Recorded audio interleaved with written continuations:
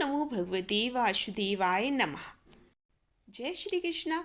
आज हम आपको सटतिला एकादशी व्रत की कथा सुना रहे हैं। आप सभी लोग इस कथा को पूरी सुनिए और वीडियो को लाइक एंड कमेंट जरूर कीजिए और ज़्यादा से ज़्यादा शेयर कीजिए। एक समय दालम्भी ऋषि ने पुलस्त ऋषि से पूछा कि हे महाराज, पृथ्वी लोक में मनुष्य ब्रह्म हत्या आदि महान पाप करते हैं, पराये धन की चोरी तथा दूसरे की उन्नति देखकर ईर्ष्या करते हैं, साथ ही अनेक प्रकार के व्यसनों में फंसे रहते हैं, फिर भी उनको नर्क क्यों नहीं प्राप्त होता? इसका क्या कारण है? वे न जाने कौन सा दान पुण्य करते हैं जिससे उनके पाप नष्ट हो जाते हैं।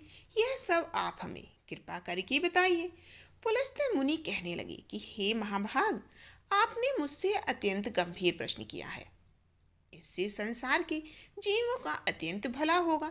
इस भेद को ब्रह्मा, विष्णु, रुद्र तथा इंद्र भी नहीं कहते, परंतु मैं आपको यह गुप्त तत्व अवश्य बताऊंगा। उन्होंने कहा कि माघ मास में लगते ही मनुष्य को स्नान आदि करके शुद्ध रहना चाहिए। इंद्रियों को बस में कर काम, क्रोध, लोभ, मोह, अहंकार, ईर्ष्या तथा द्वेष आदि का त्याग करके भगवान का स्मरण करना चाहिए। पुष्य नक्षत्र में गोबर, कपास, तिल मिलाकर उनके कंडे बनाना चाहिए। उन कंडों से 108 बार हवन करना चाहिए। उस दिन मूल नक्षत्र हो और एकादशी तिथि हो तो अच्छे पुण्य देने वाले होते हैं। तो अच्छे पुण्य देने वाले नियमों को ग्रहण करें। स्नान आदि नित्य क्रिया से निवृत्त होकर सब देवताओं के देव श्री भगवान का पूजन करें और एकादशी व्रत को धारण करें और रात्रि में जागरण भी करें। उसके दूसरे दिन धूप, दीप, नैवेद्य आदि से भगवान का पूजन करके तत्पश्चात पेठा, नारियल, सीताफल या सुपारी का अर्घ्य देकर स्तुति करनी चाहिए। हे भगवान, आप सभी को शरण देने वाले हैं, इस संसार सागर में फंसे हुओं का उद्धार करने वाले हैं। हे पुंडरीकाक्ष, हे विश्व भावन, हे पूर्वज, हे जगतपति, आप लक्ष्मी जी सहित इस तुच्छ अर्घ्य को ग्रहण करें। इसके पश्चात जल से भरा कुंभ ब्राह्मण को दान कर दें तथा ब्राह्मण को श्यामा गौ और तिल पात्र देना भी उत्तम माना गया है। तिल स्नान और भोजन दोनों ही श्रेष्ठ हैं। इस प्रकार जो मनुष्य जितने तिलों का दान करता है उतने ही 1000 वर्ष वह स्वर्ग में वास करता है।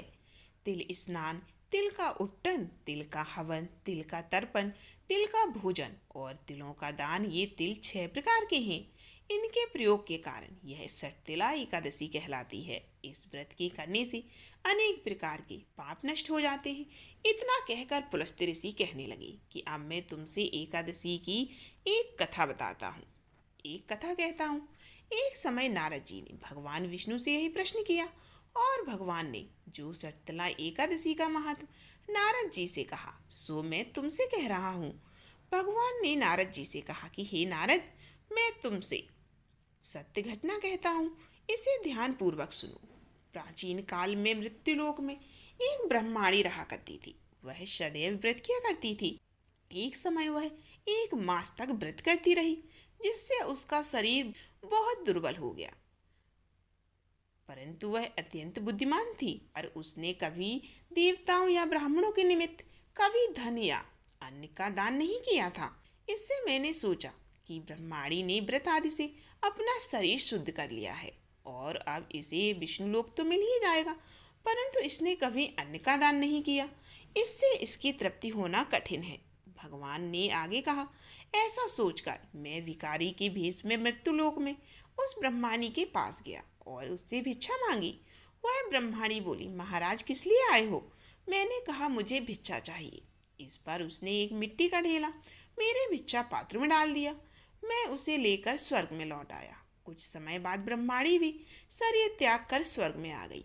उस ब्रह्माणी को मिट्टी का दान करने से स्वर्ग में बहुत सुंदर महल मिल गया, परंतु उसने अपने घर को अन्य आदि सभी सामग्रियों से खाली पाया।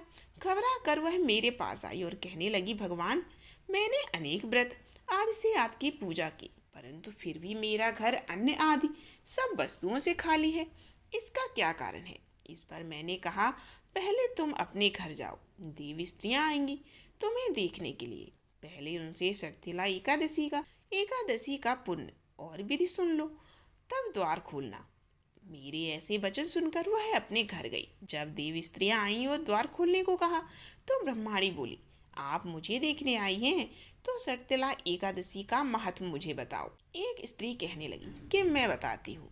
जब ब्रह्माणी ने सटतिला एकादशी का पूरा महत्व सुना तब द्वार खोल दिया। देवांगनाओं ने उसको देखा। न तो वह गांधर्वी है न ही आसुरी है, परन पहले जैसी मानुषी है। उस ब्रह्माणी ने उनकी कथानुसार सटतला एकादशी का व्रत किया। इसके प्रभाव से वह सुंदर और स्वरूपवती हो गई तथा उसका घर अन्य आदि समस्त सामग्रियों से भर गया। अतः मनुष्यों को मूर्खता त्याग कर सटतला एकादशी का व्रत और लोभ न करके तिल आदि का दान करना चाहिए। इससे दुर्भाग्य, दरिद्रता तथा अनेक प्रकार के सभी कष्ट दूर होकर वह मोक्ष को जाता है। वह व्यक्ति मोक्ष को प्राप्त करता है। यह थी सटतिला एकादशी व्रत की कथा। आप सभी लोग सुनिए और अपने घर में सभी को सुनाइए इस कथा को, और वीडियो को ज़्यादा से ज़्यादा लाइक एंड कमेंट जरूर कीजिए। जय श्री कृष्णा।